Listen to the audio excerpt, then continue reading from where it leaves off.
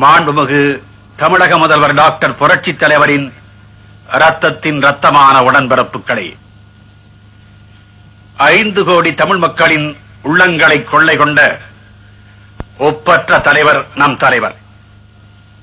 ஆம், அவரை புரட்சித் தலைவர் என்பார், பொன்மான செம்மர் என்பார், எங்களின் தங்கம் என்பார், ஏழைகள் தெய்வம் என்பார், அள்ளிக் கொடுத்த வள்ளல் என்பார், அண்ணாவின் இதயக்கரி என்பார், மக்களின் திலகம் என்பார், மகுடம் தரிக்காத மன்னர் என்பார்.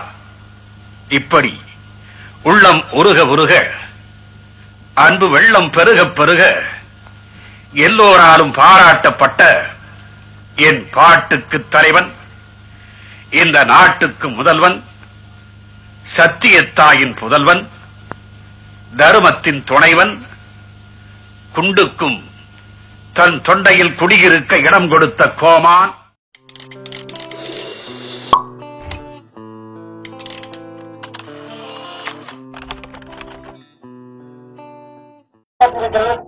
என்பது இந்த உறந்தை வட்டாரத்தில் உள்ள தலைவர்களுக்கும் பொதுமக்களுக்கும் நன்றாக தெரியும்.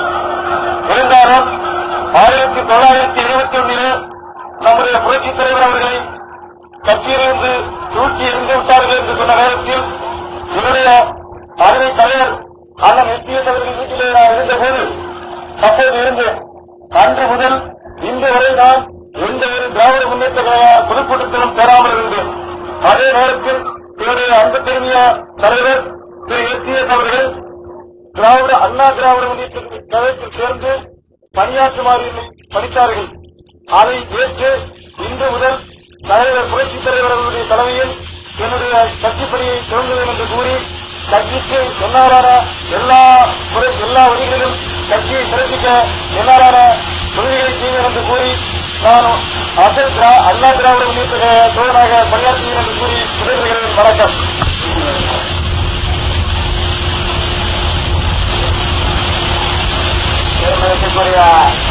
தலைவர் அவர்களே, நமது மதிப்பிற்கும் மரியாதை உங்களுடைய புரட்சித் தலைவர் அவர்களே, என்னுடைய அரசியல் ஆதாரம், அரசியல் வழிகாட்டியமாக நான் உயர்ந்த அரசியல் தெய்வமாக ஏற்ற திரு கொள்கை பரப்பு செயலாளர் அவர்களே, திரு கோவிந்தராஜன் அவர்களே, திருவோணம் ஊராட்சி ஒன்றிய தலைவர் அவர்களே மற்றும் கழக தலைவர்களே, உங்கள் அனைவருக்கும் எனது நன்றியை கூறி, இன்று நான் அண்ணா திராவிட முன்னேற்ற கழகத்தில் தேர்ந்தெடுக்கிறேன் என்பதை உங்கள் முன்னாலே கூறி, கடந்த தங்கப்பன் கூறியது போல அவரோடு இணைந்து ஏறத்தாழ 15-20 ஆண்டுகள் திராவிட முன்னேற்ற கழகத்திலே பங்கேற்று அதில் நல்லது கெட்டது எல்லா செல்வங்களிலும் கலந்து கொண்டனா. அதே போல அண்ணா திராவிட முன்னேற்ற கழகத்தில் எந்த ரத்தங்கள் வந்தாலும் எந்த கஷ்டங்கள் வந்தாலும் அதை ஏற்று புரட்சித் தலைவரின் அடித்துவத்தில் நாங்கள் நடந்து கொள்ள உங்கள் முன்னாலே உறுதியேற்றுக் கொண்டு முடித்துக் கொள்கிறேன். வணக்கம். முன்னேற்ற கழகத்தினுடைய கொள்கை, அவன் அண்ணாவின் கொள்கை ஒரு சிறு வட்டாரத்திற்குள், ஒரு வட்டத்திற்குள், ஒரு தொழிலுக்குள், ஒரு மொழிக்குள் மற்றும் அடங்கிவிடக்கூடிய ஒன்றல்ல. மனித சமுதாயத்திற்கு, மனித இனத்திற்கு மறுவாழ்வு தரக்கூடிய வகையில் ஜனநாயக மரபையும் மக்களாட்சி தத்துவத்தின் தன்மையையும் அடிப்படையாக கொண்டு சமதர்ம சமுதாயத்தை ஏற்படுத்துவதற்கு, அந்த சமதர்மம் வேதமற்ற சமூக அடிப்படையை கொண்டதாகவும், அந்த சமதர்மம் சமத்துவத்தின் தன்மை எடுத்துக்காட்டுவதாகவும் அமைவதற்கு அண்ணாவர் கொண்ட கொள்கையை மனித இனம் முழுமைக்கும் சொந்தமாகும் என்பதை இந்த நேரத்தை இங்கே நான் தெளிவுபடக் கூறிக்கொள்ள கடமைப்பட்டவனாக இருக்கின்றேன். சற்றைய நண்பர்கள் இங்கே வந்திருக்கக்கூடும், பல பேர் வந்திருப்பார்கள் என்று கூட நான் எண்ணுகின்றேன். ஆகவே அவர்களை தெளிவாக சொல்லுகின்றேன்.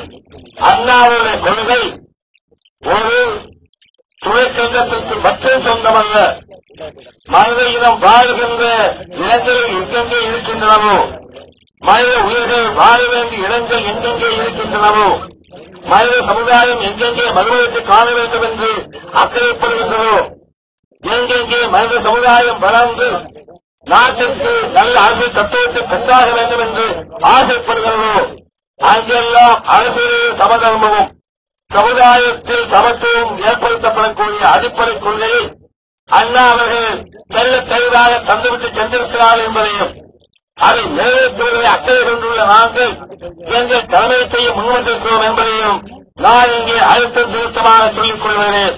பெருமை அடைகிறேன், மகிழ்ச்சிக் கொள்கிறேன். என் உள்ளத்திலே இருக்கின்ற உணர்ச்சியை சேர்த்து சொன்னால் பூரித்து புகழாங்கிற வருகிறேன். அந்த நேரத்தில் தான், அந்த வகையில் தான், அந்த சுற்றத்தாற்றில் தான் தேர்தலை நோக்கி நாம் நிறைவேற்றிக் கொண்டிருக்கின்றோம். தேர்தல் எங்கு வரும் நமக்கு தெரியாது, தேர்தல் எப்போது வரும் நமக்கு தெரியாது. ஆனால் தேர்தல் வராதா என்று கேட்டால் நான் அடித்து சொல்லுவேன், யாரையும் அல்ல, கொள்கையை அடித்து சொல்லுவேன், அழுத்தமாக சொல்லுவேன். கட்டாயம் ஜனநாயகம் என்ற ஒரு நாடு இருந்தால் தேர்தல் வந்தே தீரும். ஒரு இடம் கூட கிடைக்காது என்று சந்தேகப்படுகிற கருணாநிதிகளே சொல்லுகிறார்கள், நாங்கள் தேர்தலுக்கு தயார் என்கிறார்கள். இந்துக்களே மாபெரும் தோல்வியை சந்தித்த பிறகு சொல்லுகிறார்கள், தமிழகத்தில் தேர்தலுக்கு நாங்கள் தயார் என்கிறார்கள். புதுவையில் 28 இடங்களிலே போட்டியிட்டு 2 இடங்களை பெற்ற கருணாநிதி கட்சி நண்பர் தலைவர் சொல்லுகிறார்,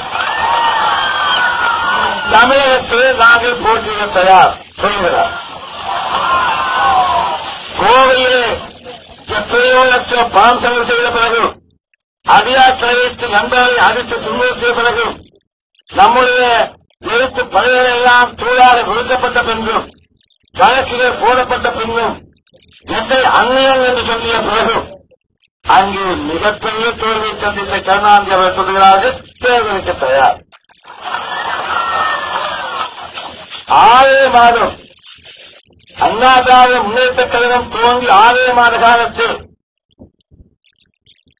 திண்டுக்கல் பகுதியில் அமைப்புகளே கிடையாது என்று கருணாநிதி மட்டுமல்ல, இந்திய பேரரசைச் சேர்ந்த பெரிய பெரிய மந்திரிகள் எல்லாம் வந்து சொன்னார்கள், அண்ணா திராவிட முன்னேற்றக் கழகத்திற்கு அமைப்பு எங்கே, சட்ட விதிமுறைகள் எங்கே, கொள்கையை வெளியிட்டு விட்டார்களா என்றெல்லாம் கேள்வி கேட்டவர்கள். அவர்களெல்லாம் ஒருங்கிணைந்தல்ல, வெவ்வேறு கோணத்தில் இருந்து அதிமுக கழகத்தை எதிர்த்த நேரத்தில் ஒரு சில அதிகாரத்தில் இருக்கின்றவர்கள் அவர்களை நண்பர்கள் சொல்லுகின்றார்கள், அந்த ஒரு எம்பி சீட்டிற்கு நாடாளுமன்ற இடத்திற்கு ஏறத்தாழ 20 லட்சம் ரூபாய் செலவழித்தோம் என்று சொல்கிறார்கள். நம்மிடம் அந்த காசு இல்லை. அண்ணா சொல்லுவது போல நான் சொல்ல மாட்டேன், அந்த திறமை எனக்கு கிடையாது. ஆனால் நமது உள்ளத்தில் அந்த இடமும் இன்றும் எப்பொழுதும் களங்கம் இருக்காது இல்லை. நாம் மக்களை நம்பினோம். அங்கே போய் சொன்னார்கள், அந்நியனுக்கு ஓட்டு போடாதீர்கள். திண்டுக்கல்லிலே போய் கருணாநிதி கட்சியினர் பேசினார்கள். இன்னும் பேரரசை சேர்ந்தவர் சொன்னார்கள், அதிமுக கொள்கையை பற்றி விளக்கம் சொல்லி அவர் ஏற்றுக்கொள்ள வழியேற்றதா என்றால் இல்லை என்று சொன்னார்கள். அமைப்புகள் எங்கேயாக இருக்கின்றனவா, வெளியிட்டு விட்டார்களா இல்லை என்று சொன்னார்கள். இன்னொருவர் சொன்னார், என்னை அந்நியன் என்றே சொல்லிவிட்டார். என்னை வைத்து பணம் எடுக்கலாம், என்னை வைத்து பணம் சம்பாதிக்கலாம், என்னை பொருளாளராக ஏற்றுக் கொள்ளலாம், என்னை சட்டமன்ற உறுப்பினராக ஏற்றுக் கொள்ளலாம். தமிழகத்திலேயே அதிகமான வாக்குகள் பெற்றவன் எம்ஜி ராமச்சந்திரன் என்ற நிலைமையை சொல்லலாம். கொடுத்து கை சிறந்ததால் தான் தந்தை என்று பெயர் வந்தது என்று கருணாநிதி சொன்னார். அப்பொழுதெல்லாம் என்னை அந்நியன் என்று தெரியவில்லை. மலைநாட்டு இளவரசியில் அவருக்கு நான் ஏற்பாடு செய்து கொடுத்தேன் உரையாடல் எழுத, அப்போது என்னை அந்நியனாக தெரியவில்லை. நான் வாடகைகளுக்கு அங்கே குடியிருந்த கோவையில் என்னோடு இருந்து வாடகை கொடுக்காமல் தங்கியிருந்தாரே அன்று என்னை அந்நியனாக அவருக்கு தெரியவில்லை. இப்படிப்பட்ட பல்வேறு பிரச்சனைகளை நான் சொல்லி என்னை பெரியவனாக்கிக் கொள்ளவும் நான் ஏதோ பெரிய தர்மசாலி என்று சொல்லிக் கொள்வதற்காக சொல்லவில்லை. இதையெல்லாம் சொல்லாமல் அங்கே நான் அந்நியனுக்கு ஓட்டு போடாதீர்கள் என்று அவர் சொன்னபோது நானும் அதே சொன்னேன். என்னை நீங்கள் அந்நியன் என்று கருதினால் வாக்குகள் அளிக்க வேண்டாம் என்று சொன்னேன். அந்த மக்கள் அங்கே தேவர்கள் மக்கள் பெருவாரியாக இருக்கிறார் என்பது உங்களுக்கு தெரியும். அப்படி இருந்தும் அவர் யாரையும் ஏற்றுக்கொள்ள மறுப்பவர் என்று எல்லோருக்கும் தெரியும். அவர் இதயமாக முத்துராமலிங்க தேவர் மட்டுமே அவர் கொண்டிருந்தார், நம்பியிருந்தார் என்பதை உலகம் அறியும். அங்கே போனேன். பல இடங்களுக்கு போனபோது அந்த அவர்கள் தெய்வமாக கருதிய அவருடைய பணத்தையும் என்னை அவருடைய உடன்பிறப்பாகவும் கருதி என் பணத்தையும் வைத்து ராமச்சந்திரன் அந்நியன் அல்ல முத்துராமலிங்க தேவர் வாரிசு என்று சொன்னார்கள் என்பதை நான் இங்கே மகிழ்ச்சியோடு சொல்லிக் கொள்வேன். தாழ்த்தப்பட்ட மக்களை சந்திக்கின்றேன். அங்கே சொல்லுகிறார்கள் ராமச்சந்திரன் சொந்தக்காரர். தயத்தார் வகுப்பதை சந்திக்கின்றேன். அவர் சொல்லுகின்றார்கள் என்னுடைய உடன்பிறப்பு ராமச்சந்திரன். நாயுடு வகுப்பாளருக்காக இவர் உங்கள் வீட்டு பிள்ளை என்று சொல்லுகின்றார்கள். இதை நான் அழகிற்காக சொல்லவில்லை, ஆடம்பரத்திற்காக சொல்லவில்லை. அப்படி நான் வருத்தப்பட்டிருக்கிறேன். அவர் அண்ணாவார் என்று திட்டவட்டமாக நான் சொல்லிக் கொள்ள விரும்புகின்றேன். இப்படியெல்லாம் கருணாநிதி அவர்கள் அங்கே பேசிய பிறகு கிடைத்த வாக்குகள் அவர்களுக்கு 90,000. கையில் பணம் இல்லாமலும் டீ குடிப்பதற்கு தொண்டர்களுக்கு கொடுக்கக்கூட பணம் இல்லாமலும் தேர்தல் நடந்த அந்த நேரத்தில் 2,60,000 வாக்குகளை திண்டுக்கல் தொகுதியிலே தேர்தலிலே அதிமுக அன்னை வாழ்கின்ற மக்கள் வாக்களித்தார்கள் என்றால் அதற்கு பிறகும் கருணாநிதி அவர்கள் தேர்தலுக்கு தயார் என்று சொல்கிறார்கள் என்ற எண்ணில் அவர் கூட இருப்பவர்களை பார்த்து நான் அவதாபப்படுகிறேன். இன்னமும் தன் நண்பர்களை எல்லாம் ஏமாற்றிக் கொண்டிருக்கிறார். அவர் ஏன் ஏமாறுகிறாரோ எனக்கு தெரியவில்லை. 3 ஆண்டுகளுக்கு முன்னால் சொன்னேன், மக்களிடம் வாக்குகளை கேட்கும்போது உங்கள் பணம் காப்பாற்றப்பட வேண்டும், உங்கள் வாக்குகளின் பண்பாட்டு அமைப்பு காப்பாற்றப்பட வேண்டும், உங்களுடைய நேர்மையான சமூக வாழ்க்கை உறுதி செய்யப்பட வேண்டும், உங்கள் குழந்தை குட்டிகளுக்கு எதிர்காலத்தில் வாழ்வதற்கு உத்தரவாதம் தரப்பட வேண்டும், யார் யாரோ சொந்தக்காரராகின்றார்கள், யார் யாரோ உரிமை உள்ளவராகின்றார்கள். ஆகவே அண்ணா திமுக என்று நான் சொல்லவில்லை, அண்ணாவின் திமுக அங்கு வாக்களிக்கிறது 21ஆம் ஆண்டு கேட்டோமே, நாம் என்னென்ன சொன்னோம் என்பதை நீங்கள் சிந்தித்து பார்க்க வேண்டும். அவைகளெல்லாம் சொல்லி வாக்குகள் பெற்று அண்ணா இருக்கும்போது 134 இடமாக இருந்ததை அண்ணாவுக்கு பிறகு அண்ணா 2 ஆண்டு காலம் ஆட்சி நடத்தியதன் விளைவாக மக்கள் நம்பிக்கை அதிகமாக உண்டாக்கிக் கொண்டு அதை தொடர்பாக தமிழர்கள் என்று நம்பி 134 இடங்களை ஏறத்தாழ 183 இடங்களாக ஆட்சி தந்த தமிழக மக்களுக்கு ஆட்சிக்கு வந்தவர்கள் துரோகம் செய்கிறார்கள் என்று மக்கள் சந்தேகப்படுவதை நான் எடுத்துச் சொன்னேன். குடிசையிலே இருந்து போனவர், அங்கே பதவிக்கு போனவர்கள் கோபுரம் போன்ற மாளிகை கட்டுவதை மக்கள் கண்டார்கள். அவர்களுக்கு சந்தேகம் வந்தது, இவர்களுக்கு வேலையும் இல்லை, வியாபார நோக்கம் இல்லை, வியாபாரமும் இல்லை, இப்படிப்பட்ட லட்சக்கணக்கான சொத்துக்கள் எங்கிருந்து இவர்களுக்கு கிடைத்தன, எப்படி கிடைத்தது என்று அவர் கேட்டார்கள். நான் மன்னார்குடியிலே பேசிய பிறகு கடைசியை சொன்னேன். மன்னார்குடி பொதுக்கூட்டத்துக்கு போகும்போது நண்பர் சொன்னார்கள், இங்கே பார்த்தீர்களா, இவர் உயரமான விலை வைத்திருக்கின்ற இந்த பெரிய தோட்டத்தை ஒருவர் விலைக்கு வாங்கியிருக்கின்றார், அந்த கட்சியை சேர்ந்தவர் என்று சொன்னார்கள். நான் அதை பகிரங்கமாக சொன்னேன். இதை மக்கள் பார்க்கவில்லையா? இது மக்களுக்கு தெரியாதா? ஒருவேளை மண்ணையிலே நடப்பது சென்னையிலே தெரியாமல் இருக்கலாம், ஆனால் மண்ணையிலே இருக்கிற மக்களுக்கு கூட தெரியாமல் அவ்வளவு மண்ணாங்கத்திலாக மக்கள் இருக்கின்றார்கள். நிச்சயமாக இல்லை.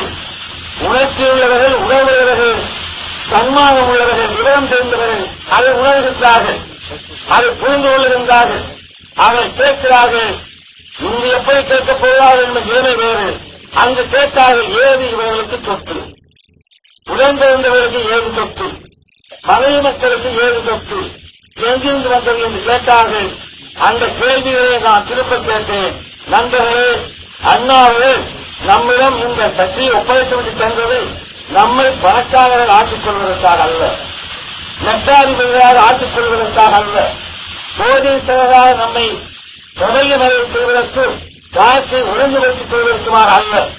ஆகவே தயவு செய்து அப்படி யாராவது அண்ணாவினுடைய கொள்கைக்கு விரோதமாக அண்ணாவினுடைய திமுக செயல்படுவார்களானால் அதை குழு வைத்து விசாரித்து அப்படிப்பட்ட ஒரு சொத்துக்களை மீண்டும் மக்களுக்கு கிடைக்கும்படி செய்து கட்சியில் அவர்கள் நீக்க வேண்டும். இப்படி வேண்டுகோள் திரும்ப திரும்ப கேட்காததால் 8ஆம் தேதி அன்று பொது மேடையிலே நான் சொன்னேன். 8ஆம் தேதி என்று சொல்லிய பிறகு உடனடியாக 10ஆம் தேதி என்று என்னை கட்சியில் இருந்து தூக்கியிருந்தார்கள். அந்த 10ஆம் தேதி என்று திராவிட முன்னேற்ற கழக அலுவலகத்துக்கு சென்று தொழிலாளராகிய நான் கலெக்டரை சீர்படுத்தி பார்ப்பதற்காக வருகிறேன் என்று கருதுவாயிலாக எழுதியிருந்தேன். நான் அங்கே போவதற்கு தயாராக இருந்த நேரத்தில் பச்சை நண்பர் சொன்னார்கள், உங்களை கட்சியிலே இருந்து தூக்கி எறிந்து விட்டாராமே, உங்களை வெளியேற்றி விட்டாராமே சொன்னார்கள். நான் கவலைப்படவில்லை, உண்மையிலே மகிழ்ச்சியடைந்தேன். அண்ணாவின் கொள்கையை சொல்லுவதற்காக அண்ணாவுக்கு சொந்தமாக இருந்த ஒரு கட்சி யாருக்கோ தனித்த சொத்தாக மாறி, குடும்ப சொத்தாக மாறி, அவர் வாழ்வதற்காக பயன்படுத்துகின்ற நேரத்தில் என்னை தூக்கி எறிந்து விட்டார் என்றால் அந்த கொடிய நிலைமையை சூழ்நிலையை இருப்பதை விட மக்கள் மன்றத்தில் நான் அனாதையாக இருந்தால் எனக்கு அது பயனுள்ளதாக இருக்கும், என் மகிழ்ச்சி என்று சுதந்திரத்தோடு இருக்கிறேன் என்று சொல்லி நான் உண்மையிலேயே பெருமைப்பட்டேன். அங்கே எழுத்தவர்களை குறிப்பிடத்தக்கவர் மதுரை முத்தண்ணன் அவர்கள். அவரும் சொன்னார், என்னை துரோகி என்று சொன்னார்கள். நான் இந்திரா காந்தியிடம் பேரம் பேசி அண்ணா திமுக என்று தொடங்கி திமுகத்தை பலவீனப்படுத்தி அங்கே இருக்கிற நண்பர்களை நம்ப வைத்து கூட்டி வந்து உறுப்பினராக்கி அதற்கு பிறகு கட்சியையே நாம் கலைத்து இந்திரா காந்தியினுடைய கட்சியோடு இணைந்து விடுவேன் என்று கருணாநிதி அவர்கள் சொல்லியிருந்தார்கள். என்னை ஜோதி என்று சொன்னார்கள், ஜோதி கட்சி என்று சொன்னார்கள். நான் பணிவன்போடு கேட்கிறேன், அங்கு மதுரை முத்தண்ணனும் என்னை ஜோதி என்று சொன்னார். திண்டுக்கல் தேர்தலில் என்னென்ன நடந்தது உங்களுக்கு எல்லாம் தெரியும். அப்படி இருந்தும் இந்த தினம் மதுரை முத்தண்ணன் அவர்கள் 2 நாட்களுக்கு முன்பு அதே கட்சியிலிருந்து வெளியேறி ராஜினாமா செய்துவிட்டு ஒரு அறிக்கை வெளியிட்டிருக்கின்றார்கள். அதில் என்ன சொல்லியிருக்கிறார் என்றால், நான் 1922ஆம் ஆண்டு என்ன சொன்னேனோ ஆகவே மதுரை முத்தண்ணன் அவர்கள் வேறு தமிழ் வார்த்தைகளே அதை சொல்லியிருக்கின்றார்கள். கருணாநிதி சர்வாதி ஆகிறார். நான் அங்கு அதை சொல்லவில்லை. நான் விசாரணை கொள்ள வேண்டும் என்றுதான் சொன்னேன். கருணாநிதி இடைச்சாதிகாரியாக ஆகிவிட்டார் மதுரை முத்தண்ணன் சொல்கிறார்கள். நான் அதை சொல்லவில்லை. மந்திரிப்படி ராஜினாமா செய்ய வேண்டும் என்று நான் சொன்னேன். மதுரை முத்தண்ணன் சொல்கிறார். கட்சியில் இருந்து கொண்டு நான் அதை சொல்லவில்லை. கட்சியில் இருக்கும்போது மதுரை முத்தண்ணன் அவர்கள் திண்டுக்கல் தோல்விக்கு பிறகு கருணாநிதிக்கு சொன்னாரா, மக்கள் நம்மை ஏற்றுக்கொள்ளவில்லை, நம்பிக்கை இழந்துவிட்டார்கள், ஆகவே நாம் ராஜினாமா செய்ய வேண்டும், மக்கள் நம்பிக்கை பெற வேண்டும் என்று சொன்னாரா? அதன் விளைவாக அவருடைய பதவிக்கு ஆபத்து வந்தது சொல்லுகிறார். அவர் அனாதையாக்கப்பட்ட சூழலை உருவாக்கினார்கள் சொல்லுகிறார். எப்படிப்பட்டவர்? எத்தனையோ ஆண்டு ஐயாவோடு இருந்து அதற்கு பிறகு அண்ணாவோடு அந்த கட்சியை தொடங்கும் போது இருந்து முந்தானால் வரையில் இந்த கட்சியிலே இருந்து கொண்டிருந்து மதுரை மாவட்டத்தில் முற்றிருந்தால்தான் திமுக என்ற நிலையை உருவாக்கி ரத்தத்தை சிந்தி வியர்வை சிந்தி ஜெயிலுக்கு போய் அரசியல் சட்டத்தை பொருத்துவதற்கு துணிந்து சிறைச்சாலைக்கு போய் இப்படி எல்லா வகையிலும் பணியாற்றி கட்சியை வளர்த்த அதை முத்தண்ணன் வெளியே வருகிறார் என்றால், உங்களிடம் நண்பர்கள் வெளியே வந்திருக்கிறார்கள் என்றால் என்ன பொருள்? 3 ஆண்டுகளுக்கு முன்பு நான் சொன்னதை இந்த சொல்லுகிறார்கள் என்றால் அவர் நம்பி ஏமாந்து போய்விட்டார் என்பதை தவிர வேறு எந்த காரணமும் இருக்க முடியாது. அது முத்தண்ணன் எந்த கட்சியில் சேரப் போகிறார் நமக்கு தெரியாது, எந்த கட்சி ஏற்றுக்கொள்ளப் போகிறது நமக்கு தெரியாது, அது வேறு விஷயம். ஆனால் ஒன்றை நான் உங்களுக்கு சொல்லுவேன், காலத்தை எண்ணி நாம் காத்திருப்போமானால், நம்முடைய கொள்கையை கடைபிடித்தோமானால், நாம் சரியான பாதையில் நடைபோட்டோமானால், எந்த நமக்கு கஷ்டமாக இருந்தாலும் எதிர்காலத்திலே வெற்றி நமக்குத்தான் என்பதை இந்த பிரச்சனைகள் கண்கூடாக எடுத்துக்காட்டுகின்றன என்பதை இங்கே நான் எடுத்து அங்கு அடிபட்டோம். அடிக்க சொன்னவர் கூட முத்தனமாக இருக்கலாம், அடிப்பதற்கு ஆளை கொண்டு வந்தவர் அவராக இருக்கலாம். ஆனால் அவரே சொல்லுகிறார், நான் ஏமாந்து விட்டேன், தவறு செய்துவிட்டேன், வருந்துகிறேன். இதைவிட அதிமுகத்திற்கு என்ன வெற்றி வேண்டும்? எவர் என்னை கொத்துவதற்கு கட்டியெடுத்து வருகிறாரோ அவரே வந்து நான் வந்தது தவறுதான், ஆச்சரியப்பட்டு விட்டேன் என்று சொன்னார். இதைவிட நமது கொள்கைக்கு மிகப்பெரிய வெற்றி இந்த சந்தர்ப்பத்தில் சூழ்நிலையில் வேறு வகையில் இருக்க முடியாத அரசியல் என்பதை நான் இங்கே மெத்த மகிழ்ச்சியோடு சொல்லிக் கொள்ள கடமைப்பட்டவனாக இருக்கின்றேன். நாம் ஆட்சியை கைப்பிடித்து ஆட்சியில் அமர்ந்து பணியாற்றி அண்ணாவின் கொள்கையை மீண்டும் அமலுக்கு கொண்டு வர வேண்டும், செயல்படுத்த வேண்டும் என்று சொல்வதில் சிலருக்கு ஆத்திரம் வருகிறது. பதவியாக வந்துவிட்டது என்று சொல்கின்றார்கள். நான் பணிவோடு சொல்லுகிறேன், அந்த கருணாநிதி இருந்தவர்களுக்கு நண்பர்களே, இத்தனை 10,000 50,000 என்று சொன்னாலும் எனக்கு இங்கே செய்வத தெரியவில்லை. பொதுமக்கள் நினைத்துக் கொள்ளுங்கள், இத்தனை ஆயிரக்கணக்கான மக்கள் இங்கே கூடியிருந்து பேச்சை கேட்க துணிவு கொள்கிறார்களே, பொறுத்திருக்கின்றார்களே. நான் இன்னும் முதல் மந்திரி பதவியில் இருக்கிறேன் என்பதற்காக போலீசில் பக்கத்தை வைத்துக் கொண்டு எழுந்திருக்காரே என்று உற்சாக வைத்தால் நான் பேசிக் கொண்டிருக்கின்றேன். போலீசாரை பாதுகாப்பதா இந்த கூட்டம் இவர் கட்டுப்பாடாக இருக்கிறது. அவர் வழிவகுத்துக் கொடுக்கின்றார்கள், ஒத்துழைக்கின்றார்கள், இல்லை என்று நான் சொல்லவில்லை. ஆனால் என்னென்ன கேள்விகள், இங்கே கூட்டம் போடலாமா என்றால் இங்கே வேண்டாம், இன்னொரு இடத்தில் போடுங்க சொல்லுகிறார்களா? ஏனையா என்றால் மேலே இருந்து தாக்கி அவர் சொல்லிவிட்டு சொல்லுகிறார், தயவு செய்து வெளியே சொல்லார்கள். நாம் வெளியே சொல்லாமல் இருக்க முடியுமா? நான் தான் முதலிலே சொன்னேனே, மனமிட்டு பேசப் போகிறேனே. எங்கெல்லாம் இவர் துன்பப்படுகிறார்கள், அரசியலே இருக்கின்றவர் அல்ல, ஆட்சியிலே நிர்வாகத்தில் இருக்கின்றவர்கள் மனம் நொந்து போகின்றார்கள். ஓமேத்தாவரும் சொல்லுகின்றார் கருணாநிதி அவர்கள், நாங்கள் கட்சி வேறுபாடு பார்க்காமல் இங்கே ஆட்சி நடத்திக் கொண்டிருக்கின்றோம். அங்கே சொல்லுகின்றார், நான் பணிவோடு கேட்கின்றேன், இதற்கு பொருள் என்ன? எங்கெங்கே நான் போகிறேன், எங்கெங்கே கூட்டம் போட போகிறோம் வந்து கேட்கிறார்கள். எந்த பாதையில போகிறார் கேட்கிறார்கள். ஏனையா பாதுகாப்பு கொடுப்பதற்காக அல்ல, இதையெல்லாம் நான் மேலே பெற்றுக் கொண்டியாக வேண்டும். எங்களுக்கு பாதுகாப்பு கொடுப்பதற்காக இப்படி சொல்லியிருக்கின்றார்கள் என்றால் உண்மையிலேயே பொதுவான உணர்வோடு, நியாய உணர்வோடு, தர்ம நியாயத்தின் அடிப்படையோடு ஆட்சி நடத்துகின்றார்கள். ஆட்சியாளர்களுக்கு அடிப்படையை கையே இருக்கின்ற கங்கே இருக்கின்ற நிர்வாகிகளை பயன்படுத்திக் கொள்கின்றார்கள் என்று கொள்ளலாம். ராமச்சந்திரனும் எஸ்டேசவரும் நண்பர்களும் எந்தெந்த பாதையிலே போகிறார்கள் என்று சென்னையிலே இருக்கின்ற மேலிடம் ஏனையா அப்ளாக்கை கொள்ள வேண்டும்? என்ன திட்டம் முடிவெடுத்திருக்கின்றீர்கள்? காற்றோதி என்பது சர்வசாதாரணமாக இருக்கின்றது. கொலை செய்யப்படுவது என்பது விளையாட்டுக் கரையை வைத்துக் கொண்டு குழந்தைகள் விளையாடும் பொழுது சுடுவார்கள், அதுவோ சுட்டுத் தருவதற்கு கூட இந்த நாட்டில் வாய்ப்பு கிடைத்திருக்கிறது. நீங்கள் கேட்டிருப்பீர்கள், குழாவை சுகுமாரன் கொலை செய்யப்பட்டான், அவனும் அவன் தந்தையும் போய்கொண்டிருந்த பொழுது கொல்லப்பட்டார்கள், சுடப்பட்டார்கள்.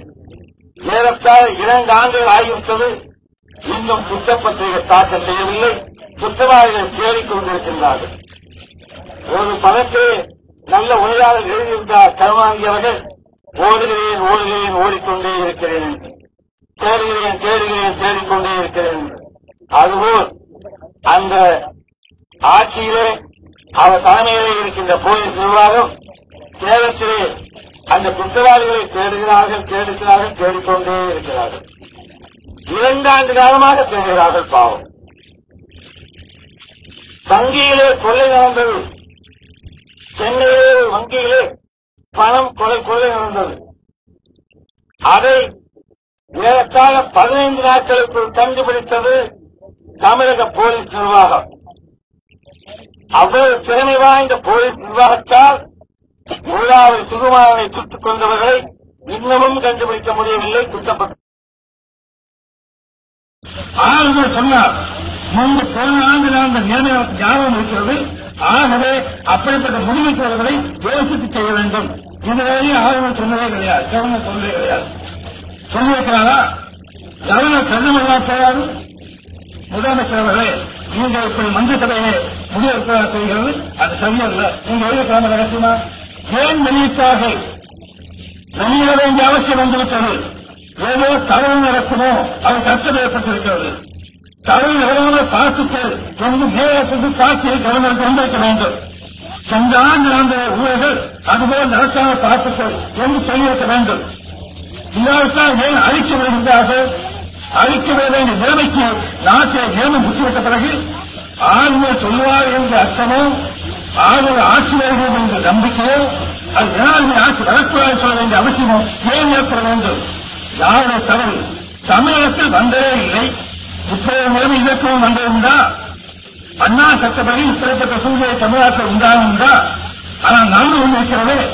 இங்கே சொன்னார்கள், எத்தனை பேர் தாய்கிறார்கள், எத்தனை பேர் அடிபடுகிறார்கள், ஒரு சூழ்நிலை என்று கேட்டார்கள். நேற்றையும் என்னை வந்து அந்த குடும்பம் பார்த்து அந்த தாய் வந்து வந்தார்கள், சகோதரர் வந்து வந்தார்கள். அவர் ஏறத்தால் 15 வயதுதான் இருக்கும். இன்னொரு குழந்தை வந்திருந்தது. பள்ளிக்கூடத்துக்கு அந்த குழந்தை போக முடியவில்லை. அந்த குழந்தை சொல்லுகிறது, நான் பள்ளிக்கூடத்தில் போய் ஒரு 10 வயது இருக்கும். நான் பள்ளிக்கூடத்தில் போகும்போது கத்தி காத்தி பேசுகிறார்கள். என்ன செய்த நாட்டில் அண்ணன் எழுந்துவிட்டது, தந்தை எழுந்துவிட்டது. அதற்கு பிறகு அந்த தந்தையும் அண்ணனையும் கொலை செய்துவிட்டார்கள். 2 ஆண்டுகளுக்கு மேலாக இன்னும் கண்டுபிடிக்கவில்லை. காசி தேர்ந்த நபர்கள். அதற்கு பிறகு அந்த குழந்தை பள்ளிக்கூடத்தில் போகும்போது கத்தி காட்டி பேசுகின்றார்கள். அந்த குழந்தை வீட்டில் இருந்து அறிகிறது. எனக்கு பயமாக இருக்கிறது. பயமாக இருந்து அவர் சொல்லலாம், ஊழலத்தை எடுக்கோங்க. இந்த குழந்தை நாட்டில் எழுதுகிறது. இந்த ஆட்சியை மக்கள் கைவிடக்கூடாது என்று சொன்னார். என்ன செய்வது? இனி சொல்லாமல் இருக்க முடியுமா? இதை சொல்வதற்கு அவசர சட்டம் தலைவர்கள் தவிர்க்க என்றால் அடுத்த கட்டம் என்ன? நாங்கள் ஒன்று சொல்ல வேண்டாம். ஆனால் என்ன சொல்வார்கள் மக்கள்? இந்த நிலைமை மத்திய அரசுக்கு தெரிந்தால் அவர் என்ன செய்ய முடியும்? நீ சட்டத்தை ஒழுங்காக செயல்படுத்தவில்லை, ஆகவே சட்டத்தை ஒன்றாக எடுத்துக் கொள்கிறேன் சொல்ல மாட்டார்களா? எதற்காக நெறியாக கொடுக்கப்பட்டிருக்கிறது? இப்படி ஒரு ஆட்சி, மாநில ஆட்சி தவறு செய்வதாக அமைந்திருக்கார். அதை எடுத்துக்கொள்கிற உண்மை ஜனாதிபதிக்கு உண்டு, சட்டம் இருக்கிறது. அதை பயன்படுத்த வேண்டிய அவசியம் இருந்தால் அதற்கு இவர்கள்தான் காரணமே தவிர மத்திய அரசு அல்ல. இவர்கள் நடவடிக்கை எடுக்க வேண்டும் என்றால் அவசர சட்டத்தை எடுத்த போதே உண்மை நடவடிக்கை இருக்கிறார். இவர்கள் ஏன் பொறுத்திருந்தார்கள் நமக்கு தெரியாது. நாம் சொல்ல வேண்டிய அவசியம் இல்லை. டிஸ்மிஸ் செய்ய வேண்டிய நிலைமை தமிழகத்தில் வர எங்கேயுமே வரக்கூடாது. மக்களால் தேர்ந்தெடுக்கப்பட்டவர்கள் மக்களால் தேர்ந்தெடுக்கப்பட வேண்டும். அதுதான் அதிமுகவின் கொள்கை. அதற்கு மாறாக நடந்தால் அது குற்றவாளிகள் தான் சொல்ல வேண்டிய தவிர நாட்டு மக்கள் அல்ல. மக்கள் காத்திருக்கின்றார்கள். காத்திருப்பது வேண்டுமா? இந்த நிச்சயத்தோடு சொன்னது 1,1000,500 ரூபாய்கள் இன்னும் போகின்றார்கள். இந்த பணம் தனிப்பட்ட முதலாளிகளும் பெற்ற பணம் அல்ல. 1000 முதலாளிகளுமோ அண்ணாவை சொல்லுவதோ மிட்டாமதாக சொல்லுமோ பெற்ற பணம் அல்ல. உழைப்பவர்கள், நண்பர்கள், வியாபாரிகள், ஒழுங்காக ஒழுக்கமாக வாழ விரும்புகின்றவர்கள், இந்த கட்சி ஆட்சிக்கு நடத்தும் என்று விருப்பம் கொண்டவர்கள் தருகின்ற அன்பு பாணிக்கு அல்ல, அன்பு பரிசாக. பாணிக்கு என்று சொல்ல மாட்டேன், இது பரிசு. நீங்க பொண்ணு செய்வீர்களே, இத்தகைய ரத்த காயங்களை பெற்றீர்கள், அதிகாரத்தால் துன்பப்படுத்தப்பட்டவர்கள், இவர்களுக்கெல்லாம் நாங்கள் பரிசாக தருவது இது ஒன்றுதான். அதற்கு எங்களுடைய வாக்கு அங்கு அச்சாகமாக வைத்துக் கொள்ளுங்கள் என்று பணத்தை தந்திருக்கின்றார்கள். ஆகவே அவர்களுக்கெல்லாம் நான் நன்றி கடமைப்பட்டிருக்கின்றேன். உங்கள் நம்பிக்கையை நாங்கள் காப்பாற்றுவோம். உங்கள் நம்பிக்கையை நீங்கள் ஏற்கும்படியான சூழ்நிலையை நாங்கள் உருவாக்க மாட்டோம். அதை காப்பாற்றி எப்படியும் உங்களை கடமை செய்வதற்கு நாங்கள் சொல்வோம். யாரும் எங்கள் பேச முடியாது, எங்கள் தொழிலை விட்டுப்படுத்த மாட்டோம் என்று சொல்லுகின்ற நேரத்தில் இங்கேயும் என்று சொல்ல வேண்டிய மணி நாராயணசாமி அவர்களுக்கோ நண்பர்களுக்கோ சந்தேகம் இருந்தால் அவர் தெளிவாக சொல்கின்றேன். நாங்கள் பெரும்பான்மை இழப்புக்கு போட்டு போடுவோம்.